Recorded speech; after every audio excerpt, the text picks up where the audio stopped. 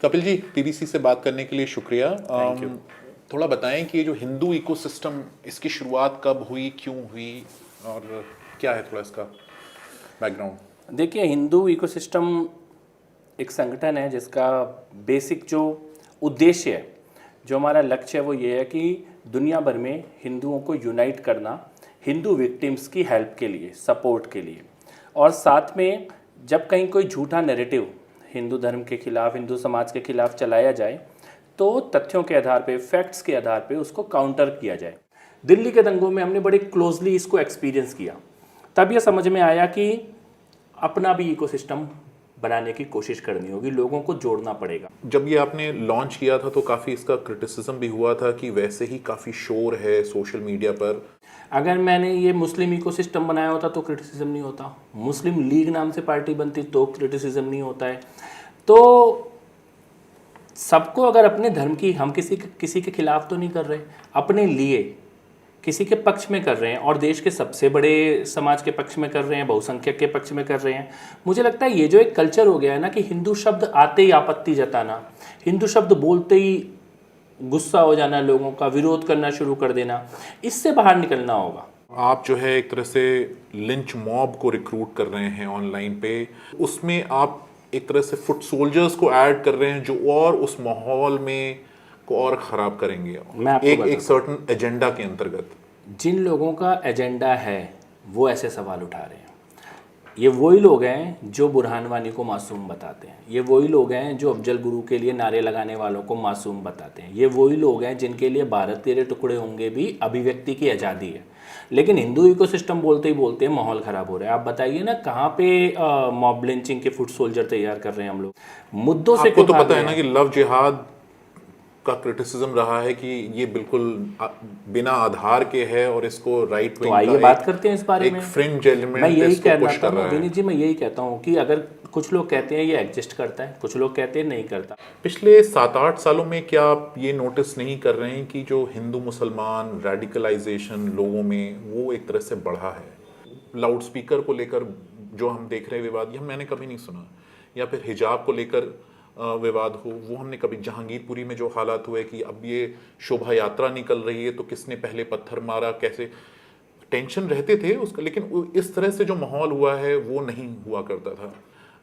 इस पर क्या कहेंगे? और ये जो आपका इनिशिएटिव है ये उस माहौल को और ख़राब करेगा, बिगाड़ेगा। मैं आपको बताता हूँ, देश के सबसे बड़े दंगे पिछले भाजपा सरकार आने से पहले हुए हैं। भागलपुर का दंगा, मेरठ का दंगा, मुजफ्फरनगर का दंगा, बंगाल के भयानक बड़े बड़े दंगे, ये सब भाजपा सरकार आने से पहले हुए हैं। गुजरात में भी दंगे हुए 2002 में, उसके बाद एक भी नहीं हुआ, और उससे पहले हर साल होते थे। मैं इसीलिए कहता हूं कि ये ना बिना तथ्यों के बोले जाने वाली लाइन है कि देश में पिछले 9-10 सालों से तो शांति आनी शुरू हुई है देश में। दंगाई आतंकवादी हमले बंद हो गए इस देश में, कुछ ना कुछ डेली हो जहां रहा है। पर मुंबई में, दिल्ली में, गुवाहाटी में, कोलकाता में, बेंगलोर में, वाराणसी के हनुमान मंदिर में बम फटते थे। 9-10 साल में किसी की औकात नहीं है इस देश में बम ब्लास्ट कर दे, तो पत्थर चलाने की कोशिश करने लग गए हैं कुछ लोग। माहौल पहले से बेहतर हुआ है, लेकिन कुछ लोगों के अंदर ये जरूर परेशानी है, खासतौर पे सीएए के बाद, राम मंदिर के बाद, 370 हटने के बाद ये परेशानी है कि ये माहौल ऐसे ही चलता रहेगा तो उनका एजेंडा बंद हो जाएगा, इसीलिए माहौल को खराब करो। जो मांग उठ रही है पिछले कुछ वक्त में, शायद उसमें बढ़ोतरी हुई है, वो हिंदू राष्ट्र की बात हो रही है कपिल जी, है ना? जब दुनिया में मुस्लिम नेशंस हो सकते हैं, जब दुनिया में क्रिश्चियन नेशंस हो सकते हैं, तो दुनिया में हिंदू नेशन क्यों नहीं हो सकते? इसके बारे में चर्चा से ही आपत्ति क्यों की जा रही है, डिस्कशन से ही आपत्ति क्यों की जा रही है? ये मैं ज़रूर कह सकता हूँ आपके साथ कि कोई भी हिंदू राष्ट्र अगर बनेगा तो वो खाली हिंदुओं का नहीं होगा। कोई भी हिंदू राष्ट्र बनेगा, जैसे दुनिया के बाकी देश होते हैं, सभी धर्मों को रहने का अधिकार, सभी धर्मों को अपनी प्रैक्टिस का अधिकार, लेकिन कोर प्रिंसिपल, कोर आइडियोलॉजी, कम से कम बहुसंख्यकों को इग्नोर करके चलने वाला समाज ना बने। जैसे आज आप इस देश में सेकुलरिज्म के नाम पर ये करना चाहते हैं कि मेजॉरिटी के राइट्स की बात ना हो, मेजॉरिटी के विक्टिम्स की बात ना हो। नहीं, लेकिन तो आप मेजॉरिटी की बात करें कपिल जी, मुझे मुसलमानों ने कहा है कि वो डर के, आज के माहौल में वो डर के साए में रह रहे हैं। कौन रह रहे हैं डर के साए में? डरने वाले पत्थर नहीं चलाते, डरने वाले मैं बम नहीं चलाते, मतलब सिर्फ डरने वाले वो आतंकवादी नहीं बनते देखिए, हैं, वो मतलब आप कोई डर के साहिब नहीं, सबसे बड़ा झूठ है नहीं, इस ये देश में। मैं आपको बताता हूँ, सुनिए, मैं आपको बताता हूँ, कुछ लोग ये ऐसे मुसलमानों को डराना कुछ लोगों को सूट करता है, मुसलमानों को डरा हुआ बताना। अगर कोई डर में अगर कोई डर में रह रहा है तो आप कह रहे हैं कि आप झूठ बोल विनीत रहे जी, हैं। अगर डरे हुए होते तो म्यांमार से भाग के भारत कोई नहीं आते, बीच में बांग्लादेश था, बगल में इंडोनेशिया था, मलेशिया था, दुनिया के इतने मुस्लिम देश हैं। अगर यहाँ मुसलमानों की स्थिति डरने वाली होती तो सारी दुनिया से मुसलमान भाग के भारत नहीं आते। आपने ये हिंदू इकोसिस्टम इसलिए शुरू किया क्योंकि अब आपको जैसे कहना चाहिए अपनी बात कहने के लिए बीजेपी के का जो एक अगेंस्ट बहुत बड़ा सोशल मीडिया प्रेजेंस है उस पर निर्भर रहने की ज़रूरत नहीं। आप खुद ही अपना एक इकोसिस्टम क्रिएट कर रहे हैं। आप अपनी बात को आगे बढ़ाने के लिए, अपनी प्रोफाइल को आगे बढ़ाने के लिए, हिंदुओं की बात को आगे बढ़ाने के लिए, हिंदू विक्टिम्स के दर्द को आगे बढ़ाने के लिए, हिंदुओं को अगर हिंसा के कारण पीड़ा का सामना करना पड़ रहा है, कहीं पे कष्ट हो रहे हैं, कहीं पे माइग्रेशन हो रहा है, पलायन हो रहे हैं, उनकी बात को रखने के लिए, कहीं पर अगर हमें आर्थिक सहायता देने की ज़रूरत पड़ रही है तो उसके लिए। हिंदुओं के अलावा भी अगर आप कभी सोचा है? नहीं, सिर्फ हिंदुओं के लिए है ये।